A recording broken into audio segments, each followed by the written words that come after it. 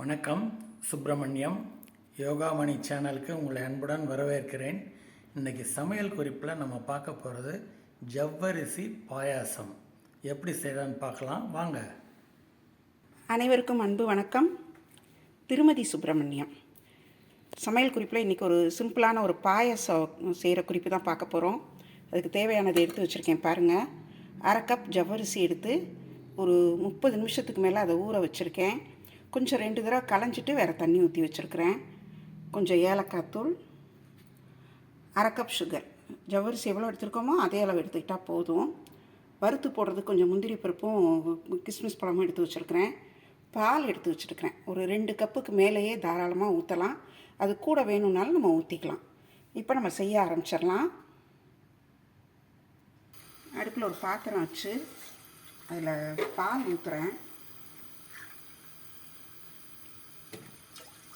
2 சின்ன டம்ளரில் எடுத்துருக்கிறேன் பால் ஸோ ஒரு 4 கப் கூட ஊற்றுறேன்.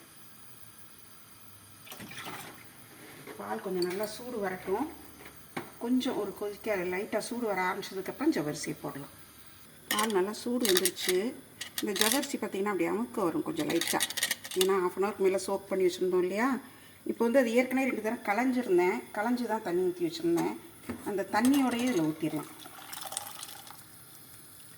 இந்த பாலில் ஊற்றி கொஞ்சம் தீயை மீடியமாக வச்சுக்குவோம். ஏன்னா ஜவ்வரிசி கொஞ்சம் அடி பிடிக்கிறதுக்கு சான்ஸ் இருக்கு இல்லையா. கொஞ்சம் வச்சுட்டு கிண்டி விட்டுகிட்டே இருக்கலாம். ஜவ்வரிசி அதில் போட்டு கொஞ்சம் அடி பிடிக்காமல் கொஞ்சம் கிளறி விட்டுக்கிட்டே இருக்கணும். நல்லா கொஞ்சம் ஃப்ளேம் கொஞ்சம் மீடியம் ஃப்ளேம், லோ ஃப்ளேம் அந்த மாதிரி பார்த்து நம்ம கொஞ்சம் கூட்டி குறைச்சி வச்சுக்கிட்டு இதை கொஞ்சம் நல்லா அடி பிடிக்காமல் ஒரு 5 to 7 மினிட்ஸ் கொதிக்கட்டும். அதுக்கப்புறம் செக் பண்ணிக்கலாம், வெந்துருச்சான்னு செக் பண்ணிவிட்டு அப்புறம் சுகர் போடலாம். இந்த கொதித்தது நான் ஒரு 10 நிமிஷத்துக்கு மேலேயே கொதிக்க விட்டேன். ஏன்னா கொஞ்சம் மீடியம் தவிர லோ ஃப்ளேமில் வச்சு தான் கொதிக்க விட்டேன். ஏன்னா பால் பொங்குதுங்கிறதுனால.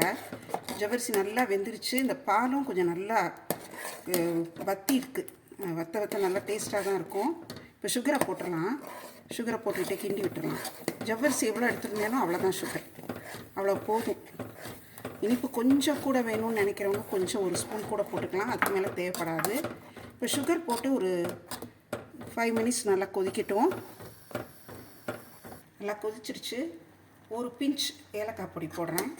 போட்டுட்டு இறக்கி வச்சுட்டு இந்த முந்திரி பருப்பையும் கிஸ்மிஸ் பழமும் வறுத்து போட்டுடலாம்.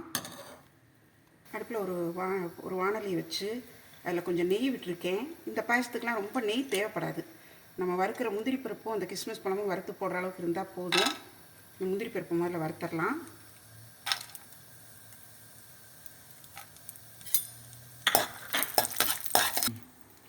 முந்திரி பருப்பை வறுத்தாச்சு. அடுத்தது இந்த கிஸ்மிஸ் பழத்தை போட்டுடலாம்.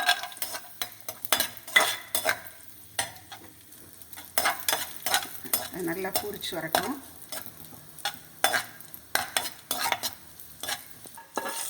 போட்டுடலாம். போட்டுட்டு பரிமாறதுக்கு எடுத்து வச்சிடலாம். சுவையான ஜவ்வரிசி பால் பாயாசம் தயாராகிடுச்சு. ரொம்ப சீக்கிரம் பண்ணிடலாம். இனிமேல் வர்றது பண்டிகை காலங்கள் எல்லாத்துக்கும் இது ரொம்ப நல்லாயிருக்கும். இது செய்து பாருங்கள். எப்படி இருந்துச்சுன்னு சொல்லி உங்கள் ஃபீட்பேக் கமெண்ட்ஸில் சொல்லுங்கள்.